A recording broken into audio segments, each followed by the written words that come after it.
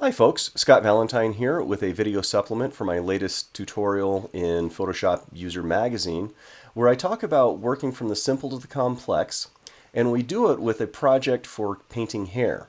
I want to be clear that this is not a hair painting tutorial. This is actually a kind of a sample project to get you used to the idea of working with your tools from the simple to the complex and not falling into the trap of trying to change and set up a perfect tool right off the bat. The idea is that you develop the tool over time based on how you expect it to work. In this case, what I would like is to be able to have some control over my colors, and I'm not a traditional painter, so choosing all these individual colors for the highlights and being very careful and then relying on the physical properties of paint to generate a good mix or a blend is not something that I'm really trained in doing. However, I am pretty familiar with the digital tools. What I've done here is just paint in using flat black and the brush that we created in the article. You can see that I've got the shape dynamics set on to pen pressure and rotation, and the transfer or opacity is also on pen pressure. But I'm using just basic black, and so when I make strokes like this, they interact with each other.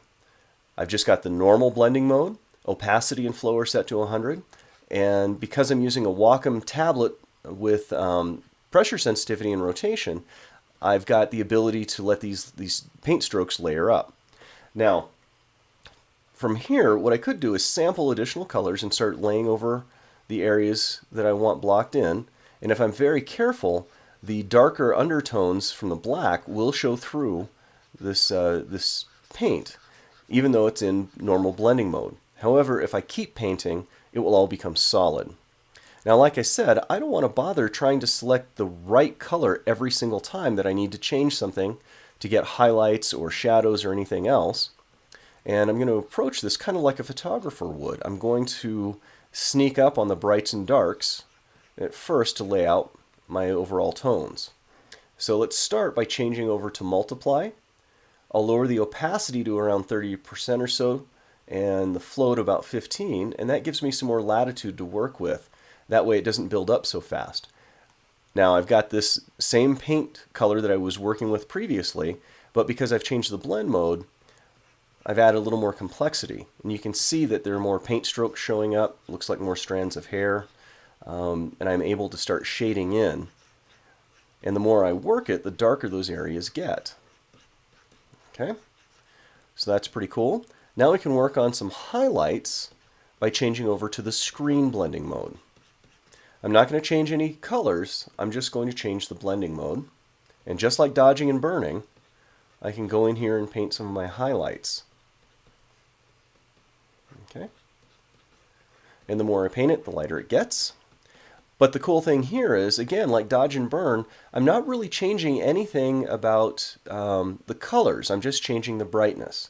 If I want to add some more richness in here, I can go from screen to color dodge, and now it behaves with a little bit of more of a color shift. It's more aggressive, it gets brighter more quickly, but it also starts introducing some warmer colors. Right? So I've got that advantage going. Conversely, I can switch to color burn and do a similar kind of shift in the shadow areas where it gets a little bit warmer. It's also quite a bit more aggressive than multiply, so you have to be a little bit more careful. But you can see that pretty easily I've started getting some color variation in here, all from the same original paint sample. I haven't changed the color at all, but now I'm getting more and more complexity.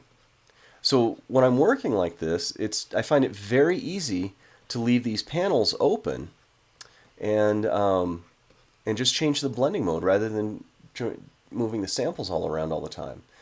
Now, in this case, since I went a little bit too far, I am going to lighten it up, but I am using screen blending mode. I don't want to lose the color variation, I just want to smooth it out a bit.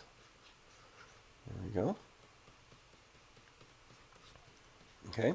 I haven't changed the brush size or anything at all, but I've got a lot of nice texture in here.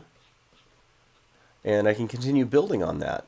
So if I'm looking at it and I see things that I might want to change later, maybe I want some finer hairs or I want some other streaks in there, I want to change anything about the directionality of the paint strokes themselves. Then I can go in and change something else about the characteristics. But in this case, I'm going to push the brush just as far as I can to get as much out of it without changing anything. And the blend modes are a great way to do that. All right. So next month we'll cover a little more detail on getting some realism and how to set up the brush shape for even better control and more expression. And if you have any questions between now and then, please be sure to hit up the forum, and I'll do my best to get in there and get an answer for you. All right? I look forward to seeing what you come up with. Thank you. Bye.